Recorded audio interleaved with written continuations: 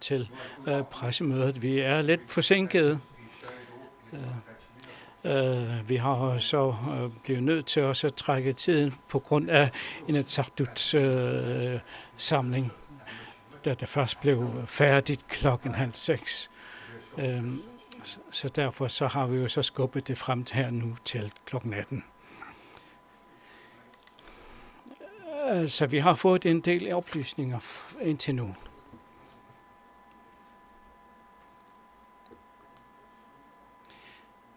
Men alle de her nyheder, det er jo så dem, som er meddelt, at de ikke har fået smitte. Og Henrik, velkommen.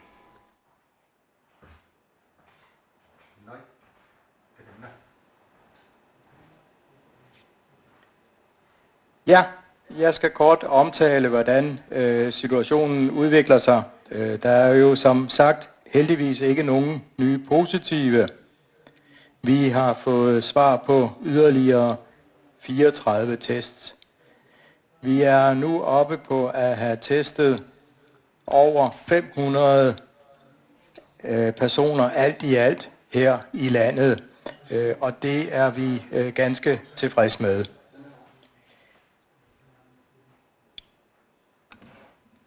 Der har været lidt usikkerhed omkring, hvornår vi egentlig ønsker at teste folk i sundhedsvæsenet.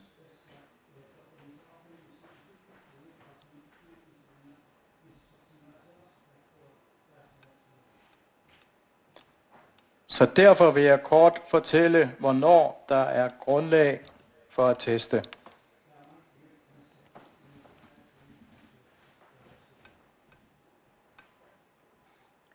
Vi har siden vi startede med at teste den 9. marts 2020 måtte ændre vejledningen til sundhedsvæsenet mange gange.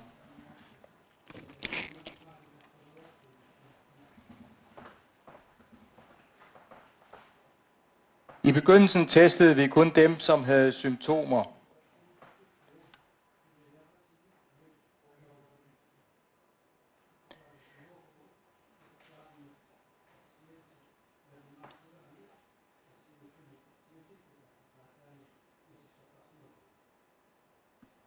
Og de symptomer, det var dem, som Verdenssundhedsorganisationen havde udmeldt på daværende tidspunkt.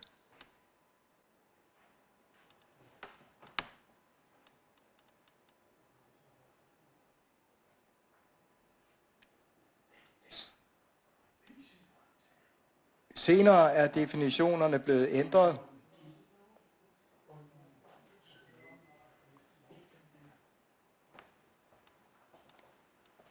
Og det gjorde vi specielt efter, at der begyndte at dukke nogle op, som var smittet her i landet.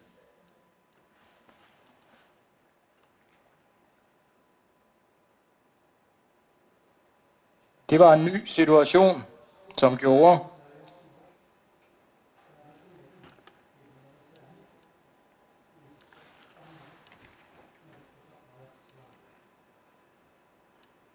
at vi igen måtte tilpasse screeningen.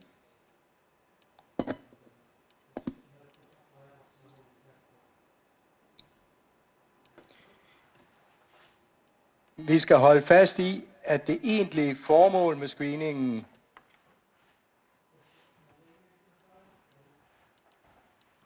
er at overvåge sygdomsudbredelsen i samfundet.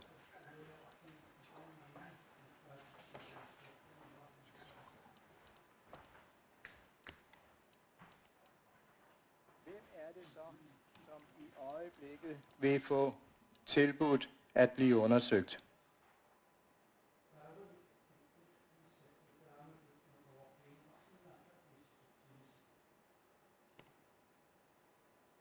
En gruppe af dem, der har været uden for Grønland eller i Nuuk og rejst ud, og inden for de seneste 2 uger undersøges, hvis de har symptomer på covid-19 sygdom.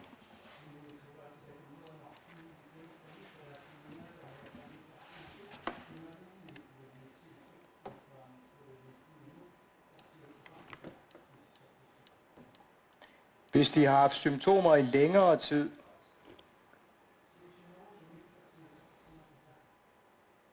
kan tidsperioden siden udsættelse for smitte være længere end 14 dage.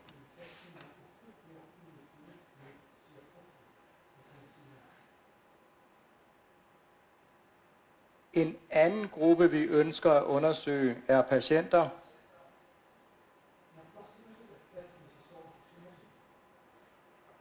som har symptomer på covid-19 sygdom, som ikke har været ude at rejse, men har haft kontakt til rejsende fra lande uden for Grønland eller fra Nuuk.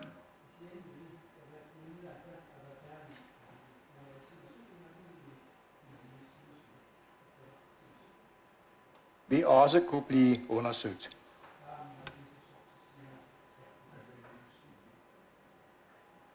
Det drejer sig om for eksempel skoleelever og studerende,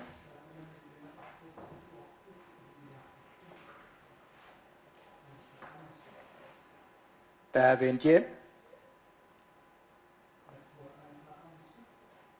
og efterfølgende været sammen med familie eller venner.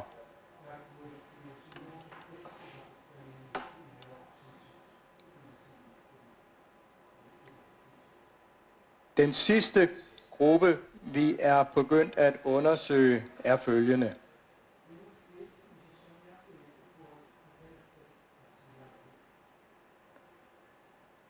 Det er udvalgte patienter, som ikke tilhører en risikogruppe.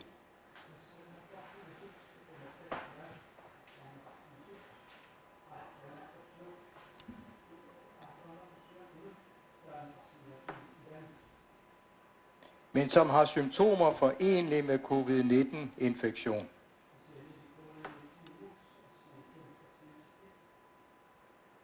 I de mindre byer vil vi fremover undersøge 5-10 personer per uge.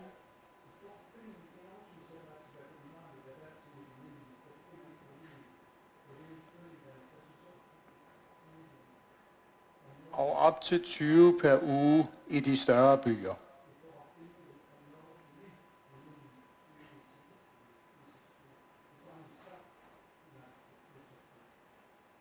Målet med sidstnævnte undersøgelser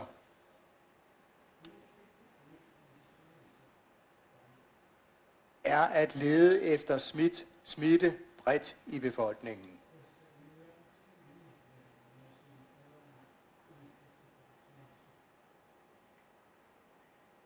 Og hvad er så de typiske symptomer ved begyndende eller mild sygdom?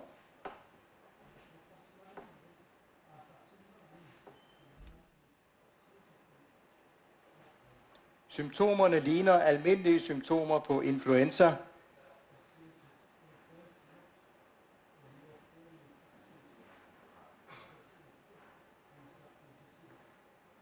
og andre øvre luftvejsinfektioner,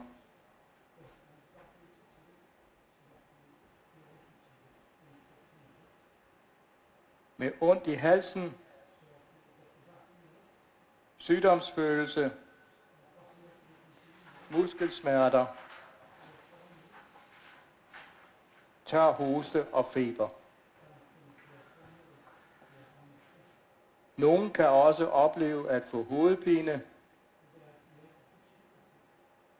kvalme, diarré og muligvis andre symptomer.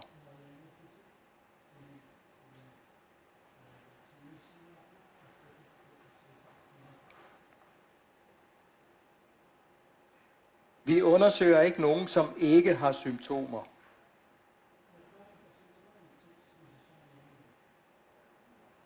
Da der med de meget få smittede, der er påvist i Grønland,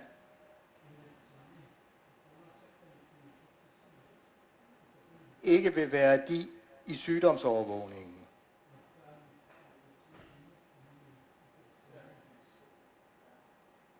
Eneste undtagelse er patienter,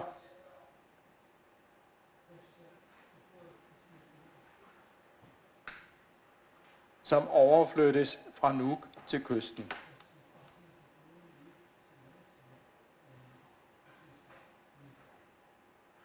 Tak. Og vi siger tak til Henrik. Og skulle der være spørgsmål fra pressen, så værsgo.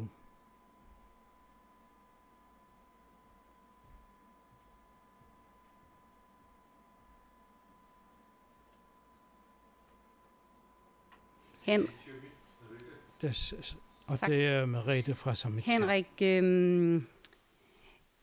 jeg kunne godt tænke mig at høre, hvor mange I har testet på kysten hen over weekenden, siden du sagde, I skulle til at teste bredere på kysten. Jeg kan sige, at vi samlet har testet 146. Jeg har ikke tal på, hvor mange der er testet her hen over weekenden.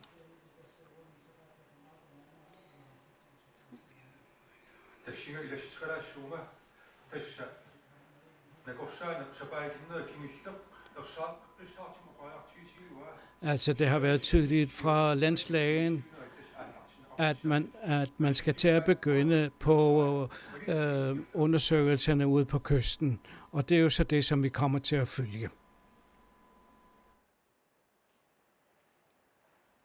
Er det rigtigt forstået så, at der er testet omkring 100 nye i weekenden, siden I opdaterede tallene den 29.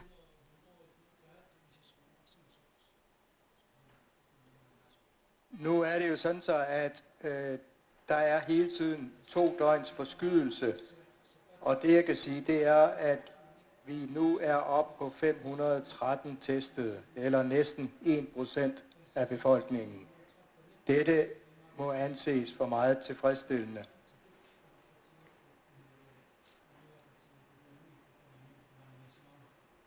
Er der flere raskmeldte siden sidst vi fik tal? Nej, men de 8, der ikke er raskmeldte,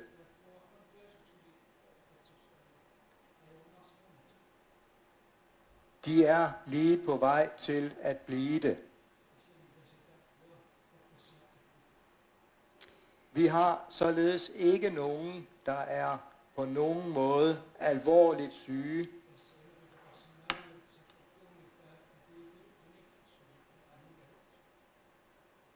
De 8, der ikke er raskmeldte, er alle i deres eget hjem.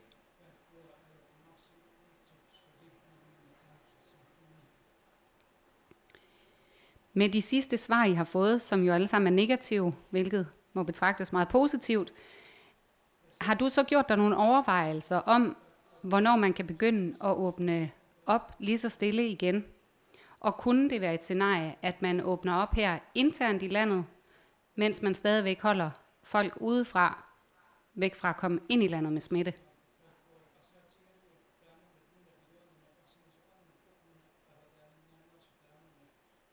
Ja, det kan meget vel være et muligt scenarie.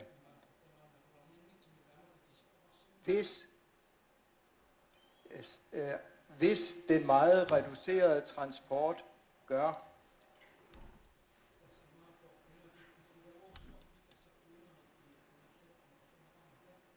at vi ikke ser nye smittede i flere uger,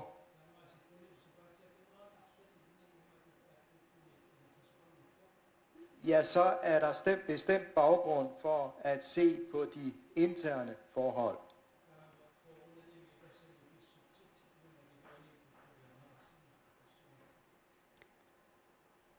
Men det er lidt for tidligt endnu.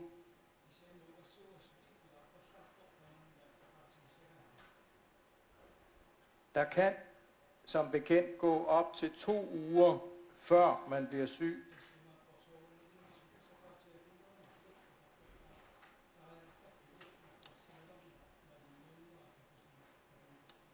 Og derfor må vi se mindst 2 uger, før vi gør os overvejelser om ændringer.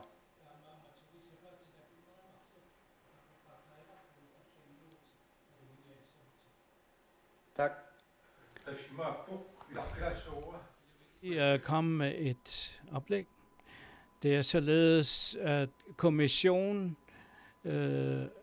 epidemikommissionen arbejder, hvor de prøver på at afdække de forskellige muligheder, som således at hvordan de kommer til at vurdere, hvordan det kommer til at være, og hvorledes at åbningen kan føres ud i livet i de nærmeste dage, hvis vi ikke finder nogen smittede i tilfælde i den nærmeste fremtid.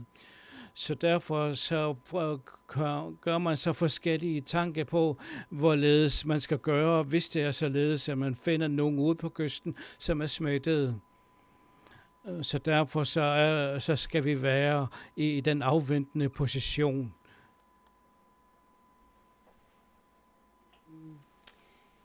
Det forstod jeg som, at vi måske får en udmelding i løbet af et par dage, men Henrik, du siger, at vi skal vente 2 uger. Er det fra nu af, vi skal vente 2 uger, før vi kan begynde at åbne op, eller er det fra, at der blev lukket ned for transport i landet? Jeg vil svare det sådan. Jeg skal tydeligt sige, at der skal åbnes om 2-3 dage. Jeg siger det tydeligt. Man er i gang med at undersøge de forskellige alternativer, hvorledes den udvikling kan håndteres. Og skulle det ske, at man kommer til at se nogle helt andre tal, jamen så skal vi jo så også give besked ud til befolkningen, hvad der kommer til at ske, således at de også kan få besked derom. Tak. At tingene kommer lidt mere tilbage til normal tilstand i den udmeldte dato her i starten af april, forstår jeg.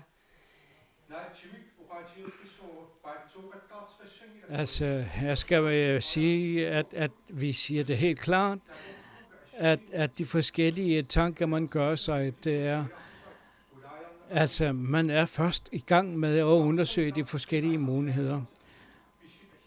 Der bliver ikke sagt om, at det her i begyndelsen af april skal ændres. Og Henrik siger det klart, at vi har samlet forskellige informationer fra kysten. Lad os nu lige først se, hvad det er. Men lad os se, hvorledes at det skal ske i den kommende fremtid. Og lad os følge kommissionsanbefalinger i den kommende fremtid. Tak. Så skal jeg lige høre, når I får svarene, Henrik, hvorfor bliver de så ikke lagt på GL med det samme? Der har I jo en rigtig fin statistik inden. Hvorfor er det, I venter med at melde tingene ud til pressemøderne, når I får svar før? Efterhånden som antallet af prøver har udvidet sig, er det et meget stort arbejde at holde styr på alt det her. Og vi arbejder så hurtigt, som det er muligt. Men får I ikke svar 1 gang om dagen med x antal positive og x antal negative, og har et meget klart svar på, hvor mange prøver I sender afsted per dag? Jeg vil svare det her. Altså, jeg vil svare på det her. Det er jo således, at de enkelte også vil få. De kommer ikke til at vente pressemeddelelserne. De kommer til at få besked, hver enkelt af dem. Det vil sige, at de får en personlig besked på, hvordan deres situation er. Og på den måde vil det så også køre den vej om. Og når vi så også kommer med pressemeddelelser, jamen så giver vi de videre ud til pressen på den måde. Det var ikke så meget for pressens skyld, det var mere fordi, at folk jo går ind på Landslægeembedets hjemmeside og kigger, så det var mere sådan information til den brede befolkning, jeg var interesseret i. Ja. Jamen, det er jo så... At de enkelte, som har fået en prøve, får direkte et besked, hvordan de har, om det er positive eller negative. Og disse ting bliver jo så samlet sammen og bliver meddelt ud til befolkningen. Tak.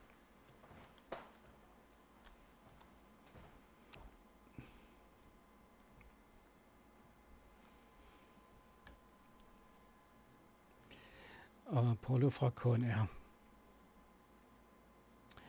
Jeg vil lige have et spørgsmål omkring Air Greenland. Det er fra den 20. marts, så blev der lukket for al forbindelse. og hvor det så på den måde vil enhver trafik i løbet af de kommende 2 uger blive fuldstændig sluppen. Og det her, hvordan blev den taget i beslutning omkring frem til den 8. april? Jamen altså, disse beslutninger er blevet taget, og de kører.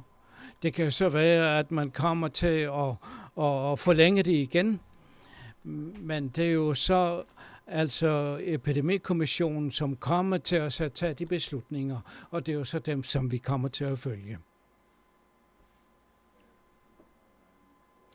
Altså politimesteren er ikke her, men hvis det er sådan, at du har haft en samtale med politimesteren,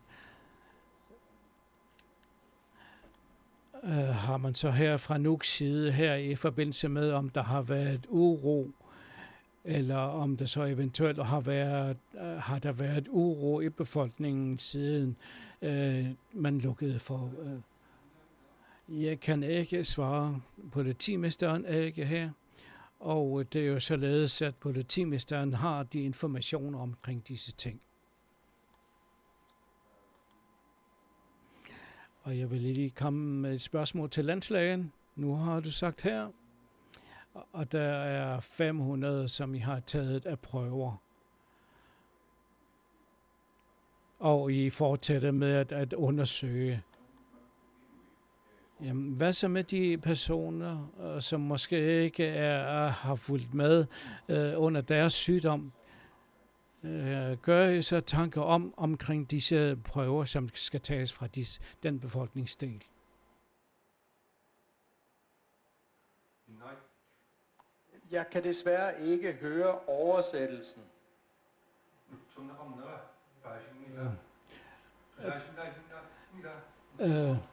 Jeg skal lige høre, kan du høre mig nu?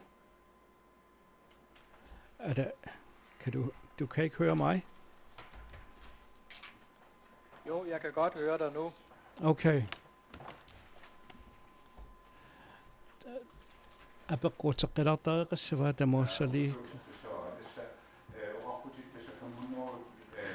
Du sagde, at I har undersøgt omkring 500. Og I regner jo så fortsat med at undersøge. Og hvad så med dem, som måske ikke har været raske og som er syge? Hvad så med dem?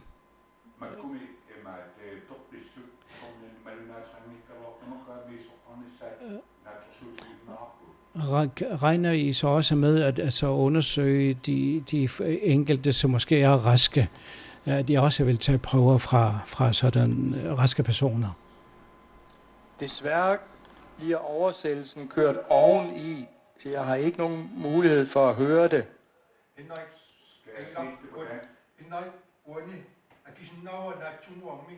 Jeg vil svare her.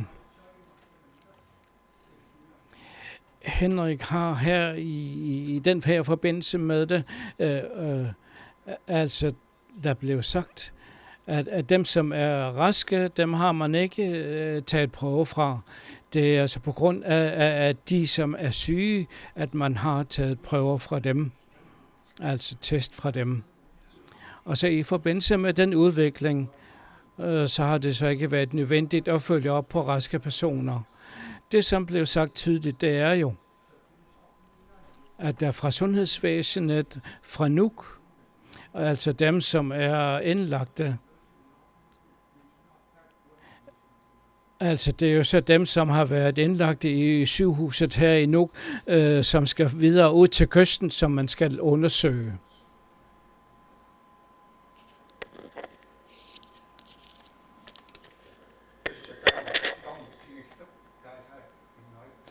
Det er så det, som Henrik nævnte her. Jeg vil spørge Kim. Altså, der blev så Inatsisartut, så blev der taget en beslutning omkring efterårssamlingen. Altså, forårssamlingen er blevet aflyst, og det jeg kan sige, at Inatsisartut kommer ikke til at have en forårssamling.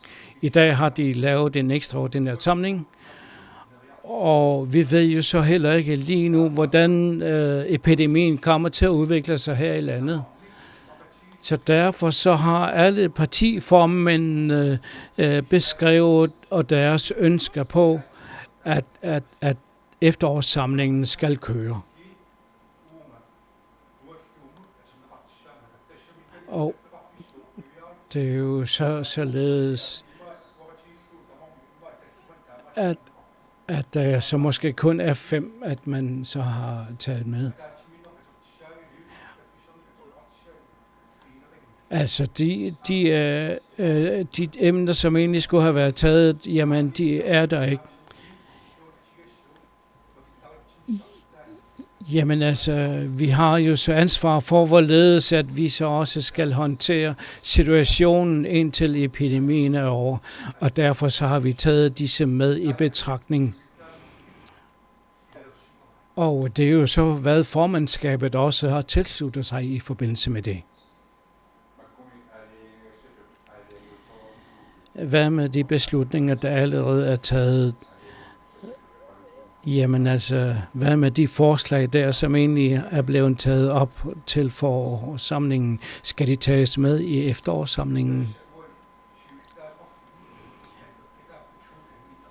Jamen, det er jo så spørgsmål på, hvad der så er blevet fremsat til formandskabet, som kommer til at blive behandlet.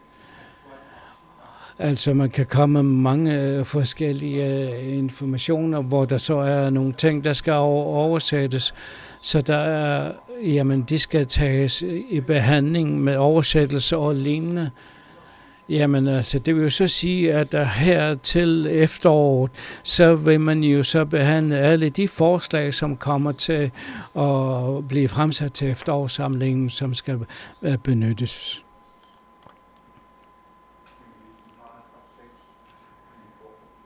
Altså her i forbindelse med paragraf 6 og stykke 2, som ikke skal tages her. Jamen altså, hvis det er således, at der efter jeres beslutninger omkring, hvis der er 10 eller flere, som er samlet til en fest, jamen, hvordan vil I så kunne nå? Jeg skal sige her for det første, at der i forbindelse med de her formål, altså og omkring paragraf 6 og stykke 2 er ikke blevet fjernet fra forslaget. Og det er jo noget, som Inatsisartut har vedtaget. Og det er jo således, at vi også har fremsat, at de private hjem er slet ikke medtaget her i forbindelse med det. Men det er således, at den enkelte, som har ansvaret for hjemmet, som skal beslutte for at følge de anvisninger, som myndighederne har fremsat. Og sådan er det. Vi kan ikke invitere 30 personer ind til vores rum her. Jamen, så må vi jo så tage den beslutning, at vi vil sørge for at sprede dem, som kommer ind. Og derfor så er det jo så vores anbefaling, at man følger. Men der i forbindelse med, hvis det er sådan, at der er så mange, som kommer ind, jamen altså, så har vi jo så et værktøj til også at komme med hvorledes at vi kommer til at så behandle de overtrædelser, som kommer at ske. Altså, disse love er jo vedtaget, fordi at vi vil beskytte majoriteten af befolkningen, som ønsker at følge lovene. Men altså, de konsekvenser, som kommer til at gå ud over, det er jo så dem, som ikke ønsker at følge loven. Altså, og disse ting er jo allerede med i de ændringsforslag, fordi de allerede er i den gældende lov. Og det er jo så gældende allerede fra 2001.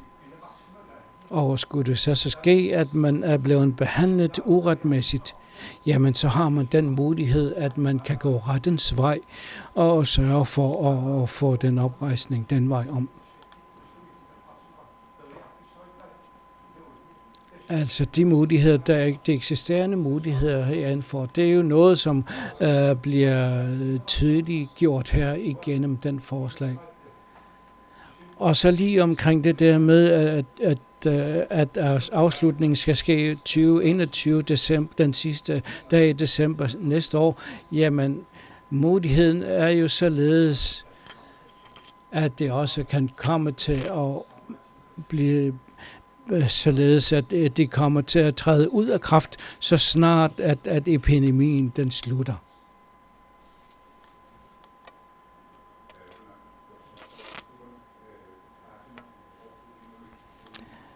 Altså hvis det er sådan, at der er flere personer end 10,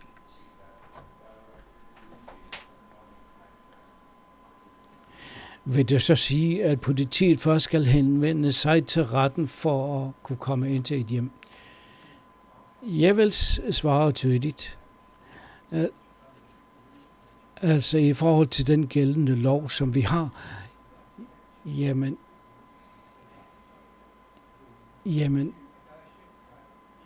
det er jo således, at det er den enkelte borger, som er i hjemmet, som også får den her forpligtelse til at følge loven. Altså uanset hvordan, så bliver vi jo altså nødt til at følge den lov, som kommer til at gælde. Men vi er helt sikre på, at de kommer til at følge den kommende, og som kommer til at gælde som en lovgivning. Og det er jo det, at vi kan sige, at der er enkelte personer, som måske ikke følger lovgivningen. Og det er jo netop for disse, at vi har sat den her lovgivning, og som bliver tydeligt gjort, og som også bliver vedtaget i dag. Tak.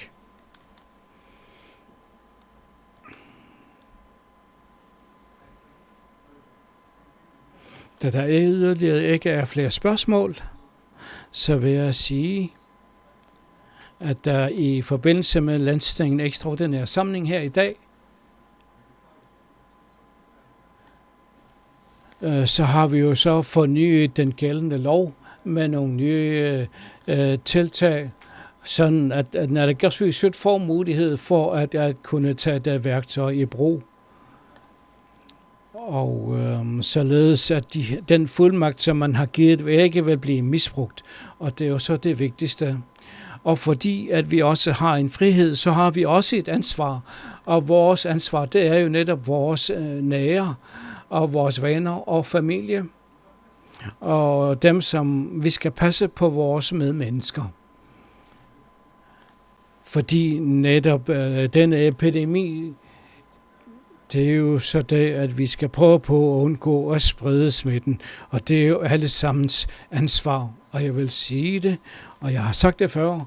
Mange tak, fordi at I følger myndighedernes anbefalinger.